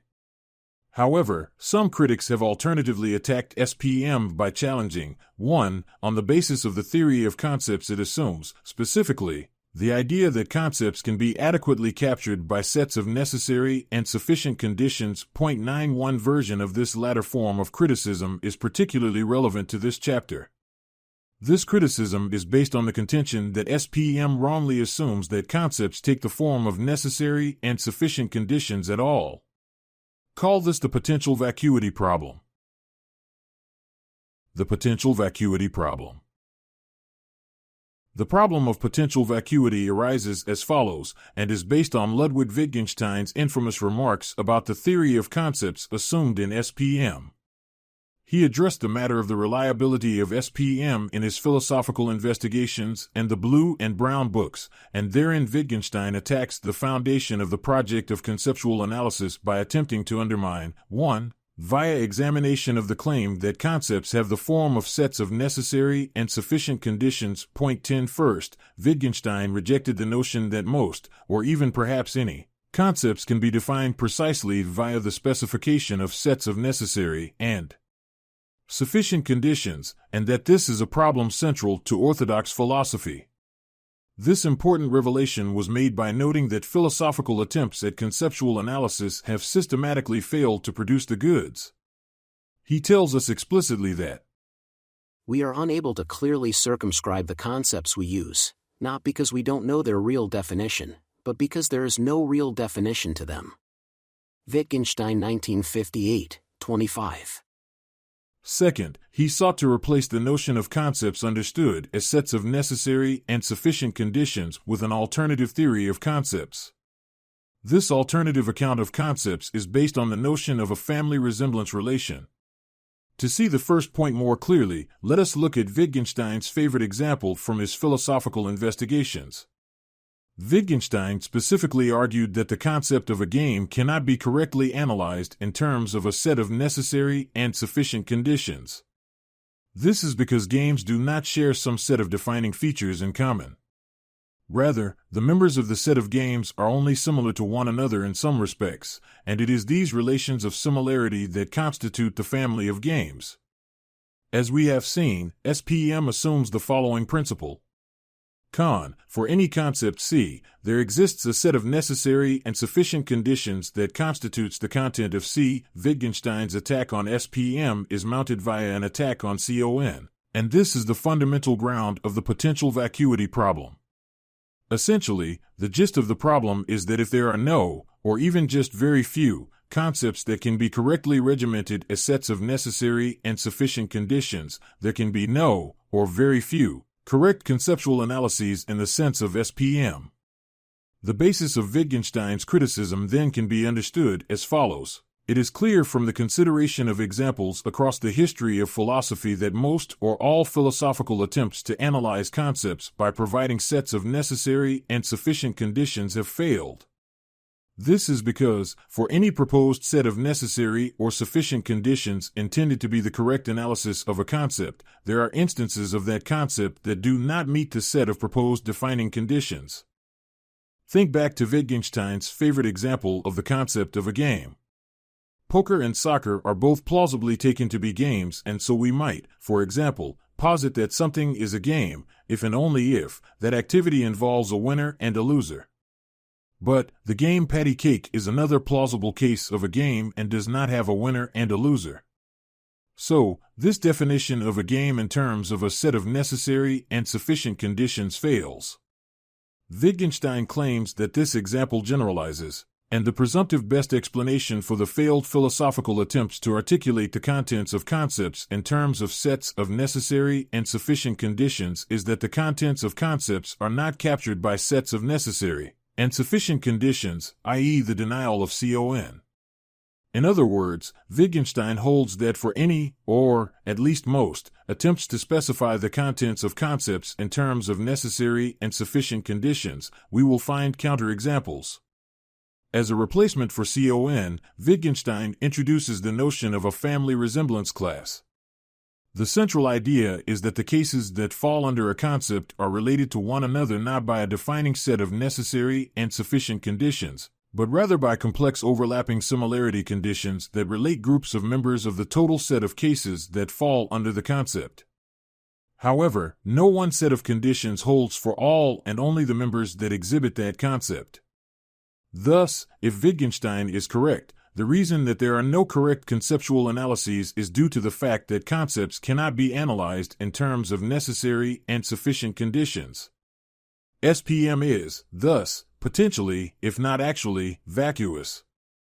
Prospective solutions to the potential vacuity problem. Does Wittgenstein's criticism signal defeat of the SPM, then? Not necessarily. Colin McGinn, 2012, proposes a solution to the problem. First, notice that Wittgenstein's criticism is a direct denial of 1.11. McGinn responds by biting the bullet against Wittgenstein and arguing that, although they are very often difficult to articulate, concepts are properly characterized by sets of necessary and sufficient conditions. Pace Wittgenstein, our failure to articulate definitive examples of such analyses is no reason to suppose that there are no such things. More cleverly, he shows how Wittgenstein's criticism can be effectively rebutted in the following way. As we have seen, Wittgenstein's claim that concepts cannot be captured by sets of necessary and sufficient conditions is supposed to follow from his investigation of the concept of a game. But, as McGinn points out, from the fact that it is difficult to produce the goods in this, or any other, case, it does not necessarily follow that there are no such analyses. McGinn 2012, 21-28. Second, Wittgenstein uses this point in support of the claim that concepts actually have the structure of a set of family resemblance relations between paradigm and non-paradigm elements in the extension of a concept. What McGinn then shows is that Wittgenstein's own theory of concepts in terms of family resemblances presupposes that concepts can be captured by a special type of necessary and sufficient conditions. For any concept C, the non-paradigmatic members of seed bear a family resemblance relation to the paradigmatic cases of seed.12. So, it would appear to be the case that according to Wittgenstein, something is necessarily a concept, if and only if it is a set of entities related by family resemblance. Relations to one or more paradigm cases. As such, McGinn rightly claims that Wittgenstein does not reject SPM. Rather, in his treatment of the concept of game, he is favoring a particular form of it, one in which the analysis takes the form family resembles paradigm games, such as chess, tennis, etc. McGinn 2012, 18-19. However, this response does nothing to diffuse the problem that such specifications of conceptual contents cannot plausibly be necessary truths, as McGinn and other defenders of SPM typically believe. This is because family resemblance relations cannot plausibly be understood